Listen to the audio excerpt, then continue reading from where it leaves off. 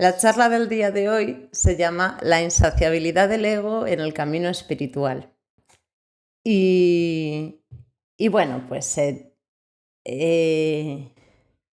va a haber un poquito de disertación, de reflexión, pero me gustaría que lo intentaseis llevar cada uno a vuestro propio trabajo y a vuestro propio recorrido. Pues vivimos en una época donde el ego lo domina todo. Todas las cosas que nos rodean tienen que ver con el ego. Todo lo alimentamos. Nuestras tristezas y dramas, casi todos tienen relación con el ego, nuestro sufrimiento y nuestros problemas. Y el ego siempre quiere más y más y más y más. Y nunca se sacia. Y en el camino espiritual ocurre algo parecido. No se sacia y busca más respuestas y busca más capacidades y busca más. Nada le satisface. No se va a quedar tranquilo. Y es algo que, viviendo como vivimos, siendo como somos, tenemos que tener en cuenta. Y tenemos que comprender los peligros a los que lleva. Nunca es suficiente. Nos reunimos y hablamos de cosas más importantes o menos importantes, que nos puedan gustar más o menos, pero vamos a dejar de hacerlo con esa ansiedad de un resultado más, sino simplemente por el placer, por el disfrute, por el tener la compañía, por relajarnos. Como estas charlas las podéis tomar como ese postre sabroso, rico después de una comida. Ese momento en el que uno simplemente se relaja y se suelta. Pero vamos a quitar un poco esa ambición del ego de querer aprender algo nuevo, hacer algo nuevo, llegar a un sitio nuevo, hacer cosas que nunca se han hecho, sentir algo más, porque eso solo nos genera problemas y nunca será suficiente. En los procesos meditativos más profundos que he tenido y más largos, hay un momento en el que, como todo el mundo, pues vives experiencias. Experiencias de la meditación, hay miles de experiencias de meditación preciosas que generan anécdotas muy hermosas y las quieres revivir, esas experiencias y esas sensaciones, quieres revivirlas. Y ese es el ego el que quiere revivirlos. Es como si quisieras sentir lo mismo que sentías cuando tenías 15 años o como si quisieras hacer exactamente lo mismo que te pasó el otro día, o algo te gusta y quieres hacer exactamente lo mismo para sentir lo mismo y saborear lo mismo, pero no va a ser lo mismo porque cada momento es totalmente distinto. Pero el ego quiere vivir ciertas experiencias y se agarra a ellas y vive en los deseos y los alimenta. En la búsqueda de respuestas es un problema. Buscamos el milagro, la conexión, la visión, la experiencia. Y en el amor también. ¿Cuánto daño nos habrá hecho a la humanidad esa visión de las relaciones románticas y perfectas y maravillosas, donde te encuentras con el príncipe azul y todo es maravilloso? No tiene sentido. Ha hecho mucho daño esa visión de la perfección en el amor. Y cuánta gente la busca y no se da cuenta de que el amor es hermoso tal y como es. Y en esa sensación de que hay algo más perfecto, uno se pierde y deja de vivir las cosas tan bonitas que ya hay en la vida. Toda intención en el camino interior debería de estar desprovista de ego. Todo el trabajo interior debería de ser solo por hacer el trabajo, por vivirlo, por disfrutarlo. El ahorrador que ahorra para el día de mañana tener mucho, pues puede tener problemas y perderlo de un día a otro. Pero la persona que ahorra y que guarda solo porque le gusta, porque le gusta administrar su energía, por si acaso, sin ambición, sin ansiedad, deja de ser tacaño y aprende a soltar cuando hay que soltar y a guardar cuando hay que guardar. Entonces me planteaba esta charla en las consultas y relaciones fuertes que tenemos dentro de un trabajo interior. Esas relaciones que no somos capaces de soltar y que se convierten en un fuerte apego. Y no es sano ni para nosotros ni para nuestro entorno que vivamos ese tipo de relaciones. Es mucho mejor tener relaciones de amor, de amistad, de familia, donde se crece juntos, pero no te sientes culpable, ni mal, ni enganchado, sino que creces al lado de las otras personas, caminas al lado de ellas. Encuentros donde no hay un propósito, sino simplemente un estar. Algunas personas a través de estas charlas y de estos encuentros han descubierto un cambio en sus vidas. Miran la vida de una forma diferente y he tenido algunos feedbacks positivos preciosos. Me han contado experiencias muy bonitas que han surgido después de estos encuentros, sobre todo con respecto a la ansiedad, a cómo enfrentarse a los problemas, a la confianza en uno mismo, cosas muy hermosas y algunas interesantes, ¿no? Algunas han sido más profundas. Entonces, no creo que sea malo. Al contrario, encuentros como estos son maravillosos y algunos tenéis vuestro terapeuta, Elvis, a terapias una vez al mes, o encuentros de yoga, en retiros. Es una experiencia preciosa porque de pronto compartes con otras personas y es genial. Compartes cosas que te gustan, a veces discutes, a veces te llevas disgustos y otras veces aprendes algo. También en los retiros a veces también se aprende algo. Lo único que le damos, el ego le da más valor al deseo de sentir, experimentar, aprender, de lograr, de ser mejor, de compararse, que al simple hecho de vivir la vida tal cual se muestra. Entonces, en el camino espiritual, esas ambiciones que nos encontramos en el resto del mundo están igual. El querer tener un cuerpo perfecto, ganar más dinero, tener la familia perfecta, tener equilibrio, ser mejor, lograr éxito, fama, buen dinero, buena economía y además tener felicidad y quién sabe, ser sanador, terapeuta, dar retiros. O sea, hay ambición, el ego tiene ambición. No tiene nada que ver ser sanador con desear ser sanador, no tiene nada que ver. No tiene nada que ver hacer artes marciales con desear ser un practicante de artes marciales perfecto y desear hacerlo perfecto, ¿no? No es lo mismo. En una cosa simplemente haces, vives, experimentas, sale natural y de la otra manera ambicionas. Y esa ambición es un reto que nos puede costar muy caro.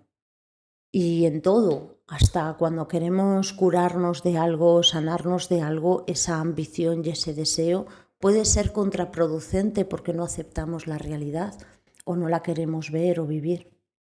Entonces, esta sed por tener más, por saber más, por sentir más, por llegar más lejos, nos limita y sobre todo alimenta al ego y lo esclaviza. Al cuerpo, esclaviza al alma y a la psique para que logre hacer un trabajo que se tendría que hacer natural, que tendría que ser fácil. No tiene por qué llevar tanto esfuerzo. Es algo esencial que tenemos que entender. El camino espiritual, el camino interior es sin esfuerzo. No puede tener esfuerzo. Es fácil. No requiere que estés todo el rato forzándolo todo para ser la mejor versión de ti ni para lograr cosas que no habías logrado, sino al contrario, que lo que tú eres, conocerlo y vivirlo y sentirlo y estar a gusto contigo. Y entonces llega un libro de enseñanzas que nunca nos entregaron de niños y que yo creo que sería esencial. Un libro que no se ha escrito, nadie lo ha escrito, pero creo que sería esencial que aprendiéramos con ese libro, que es ¿quién eres tú? Porque tienes que aprender a vivir contigo toda tu vida. Entonces te enseñan a ser mejor, a sacar mejores notas, a aprender de esto, de lo otro, pero no te enseñan a convivir contigo mismo y tienes que aguantarte toda tu vida y quererte y conocerte. Y cada uno somos de un planeta distintos. Y cada uno tenemos que aprender a descubrirnos desde la infancia para saber cuáles son nuestras limitaciones, cuáles son nuestras ambiciones, cómo podemos crecer mejor y aprender a vivir con nosotros. Y os aseguro que la mayor parte de nuestros problemas se acabarían así si esto lo hubiéramos sabido de niños. Cada persona es totalmente distinta y cada persona tiene que aprender a conocerse y a descubrirse y a lidiar con su propio mundo interior, con el mundo físico, porque hay gente que es más física, más nerviosa, más movida, hay gente que le sientan mal muchos alimentos, otros que no. No todos tenemos el mismo cuerpo ni la misma constitución. No todo el mundo se despierta a las 4 de la mañana o a las 6 como si nada. Cada uno tiene un metabolismo, un ritmo, un cuerpo distinto y tienes que conocerlo y comprender dónde estás más torpe, dónde eres más ágil y aprender a vivir con ello. Entonces, si de niño aprendes a escuchar tu cuerpo, pues no te meterás en jaleos que a lo mejor luego no puedes solventar. Y en tus emociones, aprender a escuchar nuestras emociones, que es el mapa para vivir la vida correctamente. Esas emociones son la mejor guía que tienes para saber dónde ir, dónde no ir, cuándo detenerte, cuándo tienes que recordar algo importante, cuándo tienes que cuidarte, irte corriendo. Y tenemos que aprender a escuchar nuestras emociones y conocerlas. Y sobre todo, cada persona desde niños tendríamos que saber cómo funciona nuestra mente y aprender a vivir con nuestra mente, no con la que nos imponen, que no estamos en esa época en la que a los zurdos se les obliga a escribir con la mano derecha. Estamos en un tiempo ya diferente y a lo mejor algunos de aquí sois de esos zurdos que les obligaron a escribir con la mano derecha, con la diestra. Pero ahora puedes conocer cómo piensas, qué cosas se te dan más fácil y cuáles no, qué cosas te cuestan entender del mundo. Cuando te bloqueas, ¿por qué te bloqueas? ¿Por qué te bloqueas mentalmente? ¿Por qué la mente se pone como loca de vez en cuando? ¿Dónde están tus manías, tus defectos? ¿Cómo son tus estructuras mentales? A lo mejor piensas como un espejo, como un reflejo. Lees algo, ves algo y corriendo tú lo puedes entender o interpretar. A lo mejor piensas uniendo conceptos raros y disparatados, como agua con bolígrafo y se te ocurre lo que sería el rotulador, que es tinta de agua. Y a lo mejor unes conceptos que nadie más ha unido y generas ideas nuevas y piensas y hablas de una manera distinta que nadie más ha pensado. A lo mejor tu mente es totalmente abstracta. Pero cada persona tenemos una mente totalmente distinta y unas estructuras mentales. En mi caso, como algunos que estéis aquí, me es muy fácil mirar hacia adentro, pero me es muy difícil mirar hacia afuera. ¿Qué significa esto? Pues me es muy fácil quedarme sin pensar y sin hacer cosas ratos, horas, pensando y mirando en mis propios pensamientos y en mi propio mundo, tocando la guitarra, escribiendo, dibujando, pintando, yo conmigo misma.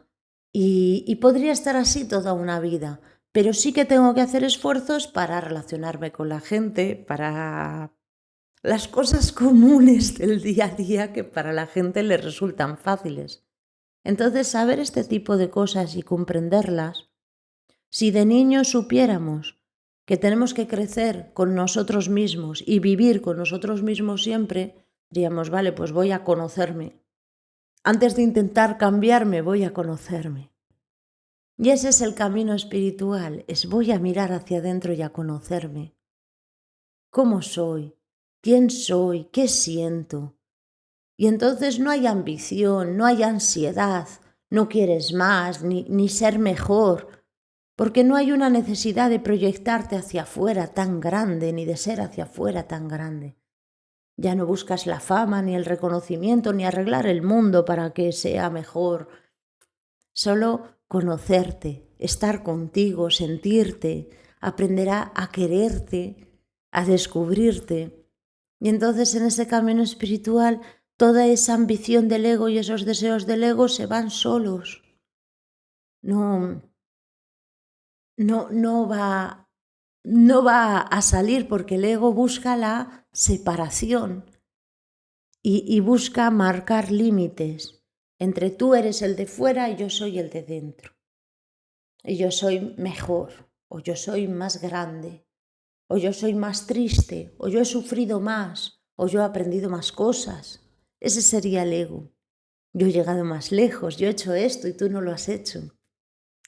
Pero cuando solo miras hacia adentro, todo la gente de fuera está dentro de ti. Todo el mundo que vives está dentro de ti. Entonces no hay lucha, no hay pelea, no hay ambición ni comparación, no es posible que haya comparación, porque el mundo entero lo sientes dentro de ti y lo vives dentro de ti. Y entonces la pelea se va. Y ocurre algo en tu familia o en tu vida, imagínate, puede ser que un familiar enferme o que alguien fallezca y tú vas a un terapeuta. Y normalmente vas al terapeuta y le cuentas, me siento mal, estoy muy mal, estoy sufriendo mucho, yo. Y te preguntas por ti para superar tu dolor y para superar tu trauma porque tú estás separado. Entonces, de ese camino, de esa forma, va a ser imposible que superes el duelo, no va a ser posible. Y el buen guía, el buen amigo, te lleva hacia dentro de ti, no hacia lo que sientes solamente, sino hacia quién eres, quién es esa persona que sigue en ti, sigue a tu lado en ti, porque está en ti, siempre ha estado en ti. ¿Qué ha dibujado esa persona en tu corazón? ¿Qué has dibujado tú en su corazón? ¿Qué estará viviendo esa otra persona? Que lo estás viviendo tú a través de ella. Y te saca del yo, y te lleva a la conexión contigo, con el otro, con el mundo. Y entonces hay un alivio. Ya no hay esa sed. El ego no va a querer acabar nunca, ni siquiera cuando la vida se acaba. Sigue de alguna forma esa búsqueda de ser diferentes, porque el ego no es parte solo de este mundo, de esta vida. Va más allá, es parte de esta realidad, de esta manifestación. El brujo, mago, la persona que tiene capacidades psíquicas, maneja o ve esta realidad desde otro lugar, desde otro nivel de conciencia. Sería como ese lugar donde la luz decide ser agua. Podría ser agua como podría no serlo. Podría estar aquí como podría estar en cualquier otro lugar. Entonces, esa luz decide ser agua. Y hay un plano donde está esa luz antes de ser esto. Incluso en ese momento en el que decide estar en dos lugares a la vez. O decide no estar en ninguno. Bueno, pues el verdadero místico, la persona que tiene capacidades psíquicas, no sufre la realidad desde esta manifestación, sino que la contempla desde ese lugar donde esta realidad todavía no es, solo es una posibilidad, solo es un sueño. Entonces, contempla el mundo desde ese lugar donde todo es posibilidad. Y desde ahí dibuja, decide, mueve, dependiendo del tipo de capacidad psíquica en la que se haya especializado. Le será más fácil hacer unas cosas u otras, como mirar lo que ocurrió hace 1000 años o lo que ocurrirá dentro de 1000, o estar en 2 lugares a la vez, leer las mentes, sanar cosas, que no deja de ser una forma de alterar la materia y la manifestación. Pero no lo hace aquí, lo hace en ese otro lugar, donde todavía no hay separación, todo es unidad, todo es posibilidad. Y desde ahí genera esta manifestación. ¿Qué es lo que ocurre? Que en esta manifestación no solo estamos nosotros, también hay seres y dioses y algunos que llamamos ángeles son de esta manifestación, no están en la otra. Estamos atrapados en ella, como si estuviéramos dentro de esta misma botella, encerrados sin poder salir. No porque no podamos salir, sino porque nosotros somos parte de esta realidad. Y este personaje y este dibujo es parte de esta realidad. Y esta realidad, cuando no está, no existe. De alguna forma, el tomar conciencia de que esto solamente es el mundo de las ilusiones y de las apariencias, te lleva a dejar de alimentar esas ilusiones y esas apariencias. Y te lleva a conectar con esa experiencia consciente y lúcida más allá de toda esta vivencia, donde puedes elegir. Preguntan aquí, ¿cómo podemos dar amor a personas queridas que por ego se separan del grupo porque se sienten dañadas? Bueno, primero tienes que entender que esas personas no están separadas del grupo. No es posible. Han separado su camino, pero no se han separado. Cuando el niño empieza a dormir, en la noche se va a otros mundos, vive otras realidades. A lo mejor en la otra realidad tiene otras familias. A lo mejor le pasan cosas horribles como ahogarse o tener un accidente o cosas maravillosas. Y todo eso que vive dentro del mundo de los sueños no lo vive con sus padres ni con su familia. Pero los padres no sufren pensando, mi hijo se ha ido, ¿no? Porque saben que está dormido y se va a despertar. Esas personas que quieres que se han separado de ti, no se han separado. Están en otro camino, en otra experiencia de vida, en otra realidad o otra proyección. Y si las miras desde aquí, desde esta manifestación, están separadas de ti. Por supuesto, no están contigo. Pero si las miras desde otro lugar, son parte de ti. Eres tú. Y su camino y el tuyo, aunque esté en otras puntas del universo completamente separadas, están en el mismo. Si dos energías se crean a la vez, las separas todo lo que quieras. En el momento que una la destruyes, la otra se va a destruir también. Si dos mentes se crean a la vez, en el momento que una sufre una transformación, la otra también la va a sufrir, porque están totalmente conectadas. Nosotros somos lo mismo, somos parte de la misma melodía, aunque alguien no te caiga bien. Entonces, el cariño que tú sientes hacia esa persona y el dolor de esa separación, la otra persona lo siente igual. Y también siente que tú te has separado o que tu experiencia de vida le daña y le afecta y le molesta. Y lo mismo que tú estás sintiendo, la otra persona de otra forma lo está sintiendo. Porque estamos conectados más allá de los vínculos del espacio y del tiempo, en manifestaciones totalmente diferentes. Porque estamos dando por sentado que la luz que un día decide ser este cuerpo y esta persona, decide ser solo una. Pero ¿quién sabe que tú no eres esta persona y esa otra a la vez? Y que tu mente, la mente antes de ser manifestación, elige eso. ¿Qué compartimos con las personas que son de nuestra misma familia de luz?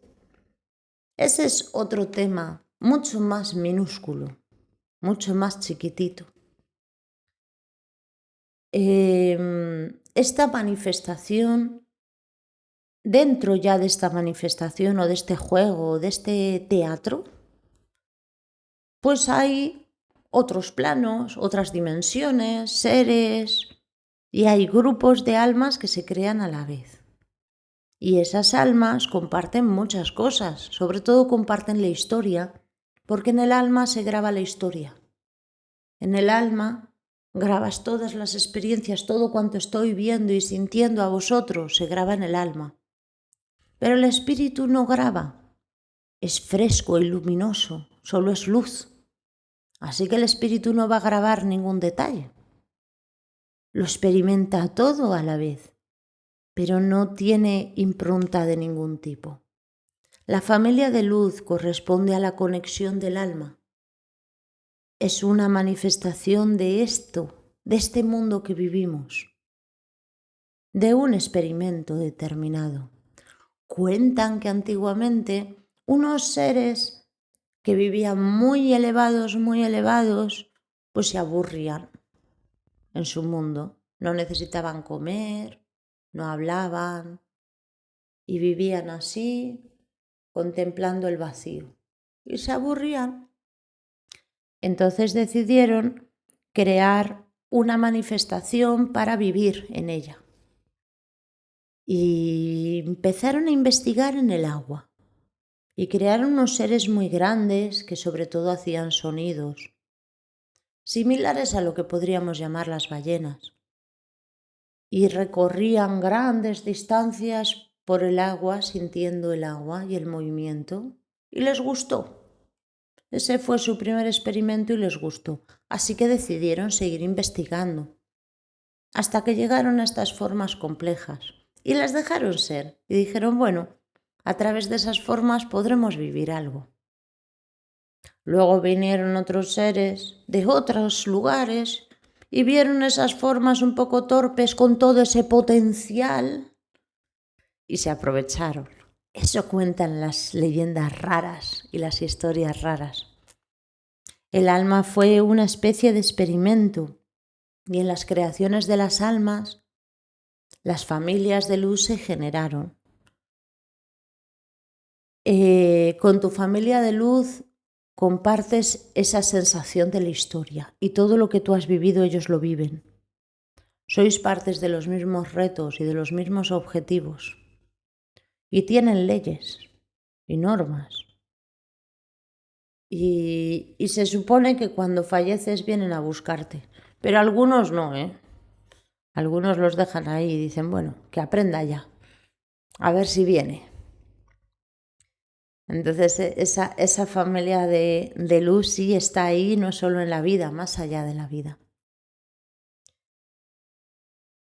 El camino espiritual que tú creces, aprendes a través del ego y del deseo de poder, de aprender, incluso de mejorar, es muy difícil que lo lleves a otras vidas. Llevarás a otras vidas la sensación de que todas las cosas de la espiritualidad las conoces, o con la sensación de que algún día tú tuviste visión, pero la has perdido. La sensación de que fuiste algo, pero ya no lo eres. Se pierden esas capacidades, porque no son capacidades tuyas, sino son producto de esa ambición y de ese ego. Y a través de un desarrollo del ego puedes lograr muchas capacidades y puedes desarrollar grandes capacidades. Pero es muy difícil dejarlas en herencia o arrastrarlas a otra vida. Para poder dejar en herencia una capacidad psíquica o para llevarla a otra vida, la persona ha tenido que crecer sin ego, sin ambición. con el corazón lleno de amor, de compasión, hacerlo por el mundo entero, ser un sanador en pro de la humanidad, pero ha tenido que hacer un trabajo muy limpio. Y algunos lo habéis visto en niños, habéis encontrado niños que tienen esas capacidades raras, capacidades psíquicas, pues esos niños te están diciendo que en otra vida hicieron ese camino sin ego, sin ambición. Es un camino muy difícil porque te rindes a él, te disuelves en él. No puedes alimentar tus deseos, no hay fama, no hay reconocimiento, a lo mejor no hay éxito, o da esa sensación. Algunas personas curan quemaduras o quitan clavos de las manos. Antes de morir lo transmiten a algún hijo, sí. Algunas personas tienen grandes capacidades y las mantienen y las dan en herencia. Y esas herencias se mantienen, incluso la manera en que las dan y que las transmiten.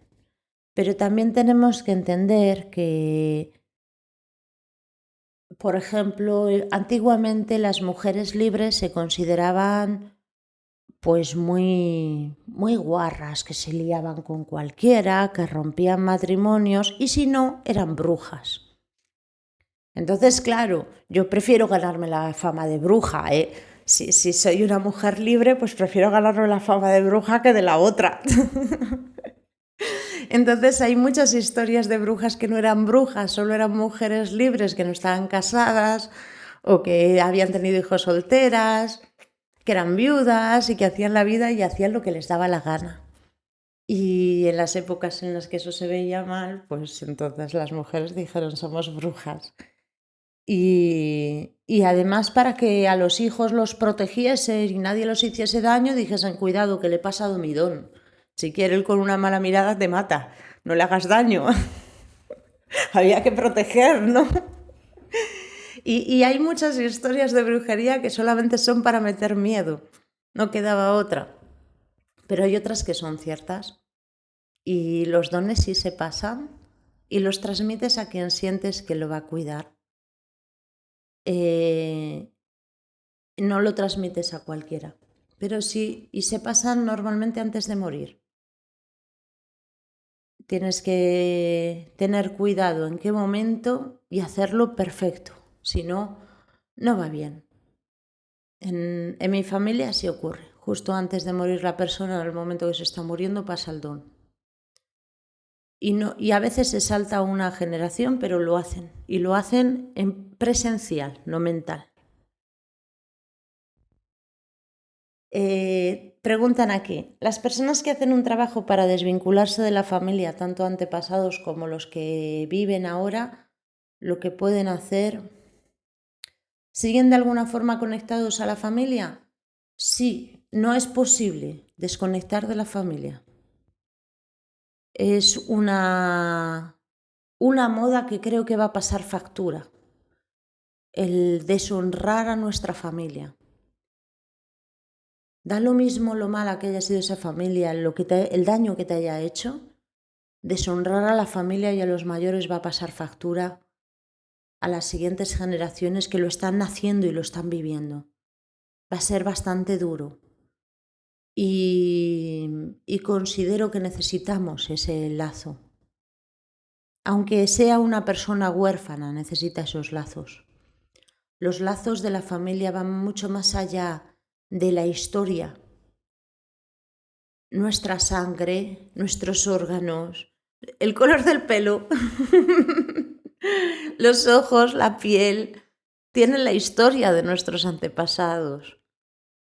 Todo cuanto somos es nuestros antepasados. A los sensitivos os invito a que agarréis la piel de alguien que conocéis y le toquéis la mano, los brazos, le toquéis un poco y sintáis la historia de esa piel y vais a sentir hasta 4 o 5 generaciones atrás. Vais a sentir cuando la persona estuvo presa, si estuvo en una cárcel, si estuvo en una guerra, si tuvo muchos hijos.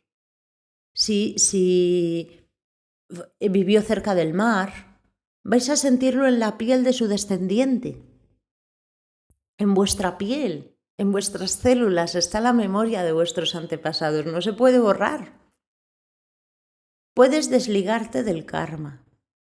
Eso sí lo puedes hacer y decir, bueno, pues que ellos se aguanten su karma y sus problemas, yo me voy a hacer mi camino por mi cuenta, que esos karmas son bastante problemáticos. Y a veces basta con irte a otra ciudad. Te desvinculas de la tendencia kármica que ya hay en la familia. Y sí, eso sí lo puedes hacer. Pero no puedes borrar ni cortar completamente eso, porque tú eres tus padres. Aunque no hayas conocido, eres tus padres. Aunque vengas de una probeta, eres tus padres. Y tus padres son tus abuelos y ellos sus bisabuelos. Incluso si el padre solamente puso el esperma. Es de la misma manera, eres tus padres. Y cuando te adoptan, tienes ángeles de todas partes. No solamente tienes ángeles de tus padres biológicos, sino también de tus padres adoptivos. Porque estás unido a los karmas y a las historias familiares de ambos lados. ¿Cómo hacer un trabajo para sanar eso? Primero hónralos y ponlos en el altar. Quienes sean y lo que hayan vivido y lo que hayan hecho, ponles en el altar. Y dales la fuerza a esos antepasados para que ellos resuelvan sus problemas y no te los carguen a ti. Pero no les digas, mira, yo no quiero saber nada así sin más. Haz un trabajo para que ellos puedan resolver sus problemas sin que te los pasen a ti. Si haces el trabajo mal, que es lo que ocurre hoy en día, la gente se desvincula de la familia y dice, bueno, que ellos se apañen. Pues el karma familiar va a seguir, quieras tú o no quieras. Y a lo mejor te salta y llega a tus hijos. O no puedes tener hijos por culpa de ese karma que no se ha arreglado.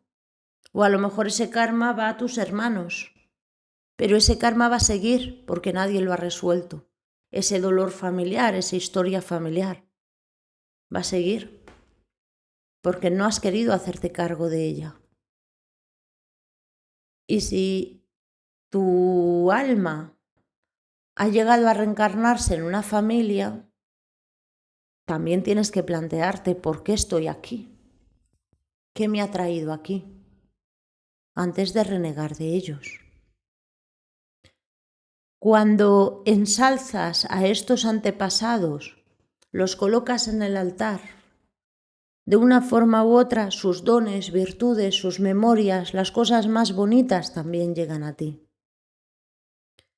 Desvincularse de los apellidos de los padres no sirve para mucho.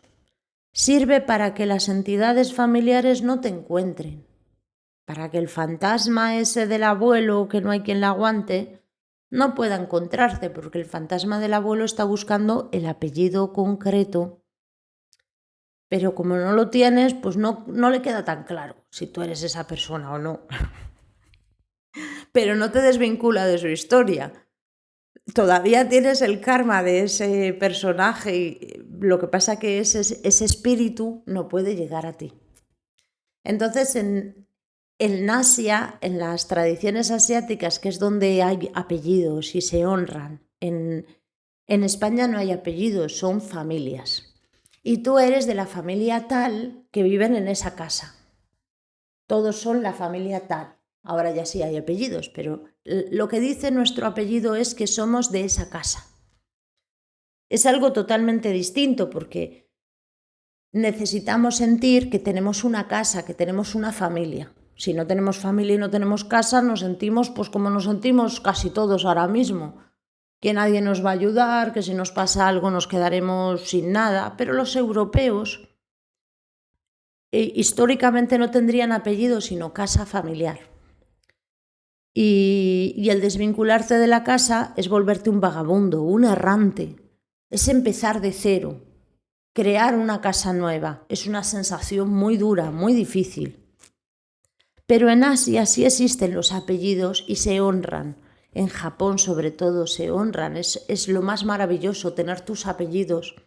Y tienen su hogar de sus antepasados y de sus ancestros por los apellidos. Los ancestros también se honran en toda Europa y en toda América y en África, pero no con apellidos. Entonces las casas y los apellidos tienen una historia muy bonita y tienen emblemas, adornos, sellos que los hemos compartido. Eso sí que lo hemos compartido en nuestra cultura. ¿Y qué ocurre en esas familias? Pues de alguna manera el apellido te da fuerza, tiene un protector, un guardián que te acompaña a lo largo de la vida y te trae toda la sabiduría de la familia. Si cortas con ese apellido, porque reniegas de tu familia o porque la familia reniega de ti, entonces ya no tienes esos dones. Ya no tienes esa historia, ni esa fuerza, ni nada. Ya no lo tienes. Eres un huérfano perdido y tienes que empezar de cero. Entonces a veces se encontraban con que había una entidad familiar muy fea y a lo mejor todos los miembros de una familia sufrían una enfermedad o todos los varones morían a tal edad o todas las mujeres perdían al segundo embarazo. Cosas así, muy puntuales. Entonces, ahí cuando la persona caía en esa trama, que todavía se hacen estas ceremonias, pues se hace un ritual, una ceremonia para desvincularle del apellido y que esa historia de dolor familiar no encuentra a la persona, como lo dije antes del abuelo. Y al hacer esto, sí tienes todas las virtudes de la familia, pero consigues que esa sombra te salte. Y se hacen pequeños trucos para que la entidad no consiga encontrarte. En la tradición europea y en el inconsciente europeo es algo distinto, aunque podemos hacer los mismos rituales porque ya hemos recogido el sistema de apellidos hace mucho tiempo. Pero los apellidos en nuestro inconsciente colectivo no significan tanto como creemos. Significan somos de la familia tal. Los apellidos, además, que primero sea el del padre, también tiene una razón de ser política de la antigua Roma y de la antigua Grecia. Hay culturas y tradiciones en Europa que conservan el apellido de la madre primero, pero esas culturas descienden de judíos, porque los judíos mantienen el nombre de la madre, no el del padre. Por ejemplo, en Portugal tiene solo el nombre de la madre, no el del padre. El del padre es el segundo apellido. Pero en el resto de sitios tienes el apellido del padre, porque el padre gobierna la casa, firma los papeles, o el hermano mayor, y tú eres de esa casa. Qué interesante, ¿eh? Qué bonito. Habéis hecho que me salga un poquito del tema, pero bueno, me alegro, si esto os sirve, me alegro. No le tengáis tanto miedo a vuestros fantasmas familiares, no son tan malos, ¿eh? Es mejor tener su sabiduría y su favor que apartarles completamente. No todos los antepasados son gente indeseable. Y además, si no consigues aceptar tu familia, ¿cómo vas a aceptar la gente del mundo? Hay algunas historias familiares que sí que pesan mucho y que es muy bueno sanarlas y entenderlas. Pero a lo mejor al remarcar todo lo malo y todo el daño que nos ha hecho esa familia, no nos damos cuenta de todas las virtudes que nos ha generado. Y ya os digo que si hemos elegido una familia, a lo mejor por algo es. Reconócela, ámala, valórala, porque ahí está. Es tu familia, es tu centro. Tu centro, me refiero a que nos planteamos la vida en función de los momentos más exitosos y cuando tenemos más fuerza. Nos imaginamos casándonos en un momento de juventud o de energía vital. Y nos imaginamos trabajando también en un momento que estamos inteligentes, creativos, despiertos, hábiles. Pero en la vida hay muchos momentos en los que no tenemos ganas de hacer nada, o que estamos enfermitos, o que estamos agotados y hasta las narices. Y en esos momentos casi siempre recurrimos a esa familia a la que hemos renegado cuando las cosas iban bien. Y tienes que plantearte la familia, tu casa, tu hogar, en ese momento. Tipo, pues una etapa de jubilación o una etapa en la que estás mal, en un momento de crisis. ¿A quién vas a acudir? Y si ves que no, que la familia no porque pienses que no, sino porque sabes que no, entonces vale. Pero decir que no 1000 veces y que luego a la hora de la verdad ahí estés, significa que sí, que la familia está ahí, te ayudan en los momentos donde no tienes nada más. Así que son tu hogar. Hay una meditación chamánica muy linda en la que te planteas, y si llegase ya la muerte, pues ¿dónde iría? ¿Dónde iría a morir? Entonces, casi todo el mundo se imagina un lugar hermoso para ver un paisaje bonito. Pero ¿dónde irías a que te cuiden? Acostarte en una cama calentita, que te den calditos y sopitas ricas y te aguanten en los momentos más malos. No solamente dónde irías a disfrutar de los últimos días de tu vida, sino dónde irías y con quién a que te cuide.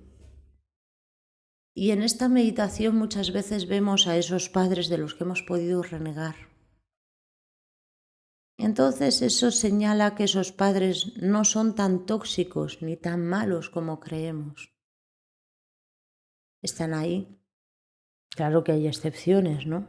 Pero por lo general, mucha gente reniega de ellos cuando tiene energía, les va bien, tienen dinero, pero cuando les va mal vuelven a la familia. Los hermanos hoy en día se desvinculan rápidamente unos de otros. Hasta en las comidas familiares o en los momentos importantes, cada uno va a lo suyo y a veces no se hablan durante años. Eso es buena señal. Significa que todos tenemos comida sobre la mesa. Pero no todos los tiempos han sido así. Ha habido muchas épocas en las que no todo el mundo tenía para comer todos los días. Y 3 comidas y 4. Entonces en esos momentos la familia se reúne, aunque no se soporte, y entonces se llevan de maravilla. No queda otra, hay que compartir la comida. Pero ahora estamos en un momento de abundancia y uno se puede desprender de sus seres queridos como si fueran un lastre. No nos damos cuenta de lo fácil que es y lo frágil que es la vida y lo rápido que físicamente o materialmente todo se quiebra y cómo necesitaremos o nos necesitarán otras personas. Se nos ha olvidado eso. No se reúne la familia bajo un mismo techo históricamente en estos caseríos grandes o en estas casas grandes porque se quieran. Se reúnen juntos porque no quedaba más remedio. Porque las vidas antes eran más difíciles y estamos en un momento de gran abundancia que hace que eso se nos olvide y hace que muchos hermanos que se quieren, se separen, se lleven mal, se odien, se traten mal, solamente porque no saben que a veces los caminos se vuelven a unir. Preguntan aquí, ¿cómo recuperar los dones de los ancestros? ¿Con intención? ¿Con abrirse a la energía universal? Tienes que honrarles, honrar a tus ancestros, y entonces esos dones se despiertan. Los dones de los ancestros los necesitamos más de lo que pensamos. Somos generaciones que hemos sobrevivido, cada uno a sus batallas. Algunos han sobrevivido a guerras, a migraciones, a conflictos, a enfermedades y epidemias. Pero nosotros somos hijos de ese tatarabuelo que fue el único que sobrevivió. A lo mejor mató a todos los demás, ¿qué importa? Pero sobrevivió. Y algo mágico tendría, ¿no? Alguna inteligencia, alguna astucia, algún don, algo. Y al honrar esos familiares y lo que hicieron por seguir adelante, tal vez podamos recuperar, nos den esa bendición de su sabiduría. Igual que nos dan todos sus problemas, ¿eh? No hay que hacer grandes esfuerzos para heredar la nariz de los abuelos o heredar la mala leche de los padres.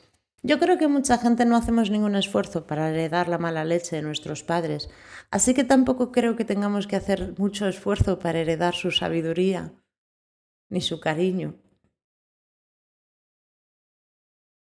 Sí, los cuadros en los altares es por esto, para honrarlos. En la cultura de Japón es muy bonito. Es una caja y dentro de la caja tú la abres y están las fotos de los ancestros, pero no está abierta todo el rato, sino que está cerrada. Y una vez al día, dependiendo de a qué punto llegue la persona, a veces es cada vez que come, abre las puertecitas y le pone platitos le pone la comida en los platitos. Luego cierra y luego lo vuelve a abrir, limpia los platitos y pone otros. Entonces honra a esos antepasados, pero no públicamente, no presume de ellos. Y a veces llevan un pergamino con todos los apellidos de la familia y con unas frases especiales enrolladito en un colgante. Y ese colgante está tapado, también está tapado. Y así no presumes de esos antepasados o de esos ancestros. No tienes su rostro ahí porque no estás llamando al antepasado, le dejas morir en paz. Estás llamando a sus dones, su sabiduría, sus virtudes. ¿Los animales que tengamos y fallecidos se pueden considerar de alguna manera parte de la familia? En parte sí, están conectados a nosotros. Sí, en parte sí. El animal, de una forma mucho más clara que nosotros, viven en un inconsciente colectivo familiar. Entonces entran dentro de la historia de la familia. Cuando miras hacia atrás en los antepasados, a lo mejor el antepasado trabajaba con caballos y ves esa habilidad, pero no hay caballos protegiéndote. Siguen otra línea de renacimiento, siguen otra forma, no viven el apego que nosotros vivimos. El animal, una vez que termina sus funciones y se aparta de esa mente colectiva, ese alma renace de otra manera, despreocupado, no sigue ahí enganchado. Lo mismo ocurre con los abortos. Los abortos, el alma que no ha llegado a nacer, igual que el bebé que ha nacido y ha fallecido al poco tiempo, no se queda enganchado en la historia familiar. Tú lo puedes ver, está ahí, pero no está apegado al karma ni a la historia familiar. Entonces sigue su línea de reencarnaciones más libre. Igual que los animales, de una manera mucho más elevada, más limpia. Pero los que hemos vivido más años, más de 15, 16 años, a partir de 12, cuando fallecemos sí estamos enganchados a esa historia familiar. Entonces formamos parte de esa línea familiar y se nos ve, se nos escucha, se nos siente con fuerza. Y esa historia familiar nos pesa. Bueno, que me habéis sacado del tema totalmente, pero no pasa nada. Me ha gustado todas estas preguntas que me habéis hecho. Si queréis, voy a cerrar ahora el micrófono y si me queréis preguntar algo más, pues me preguntáis, digo, el micrófono en la grabación.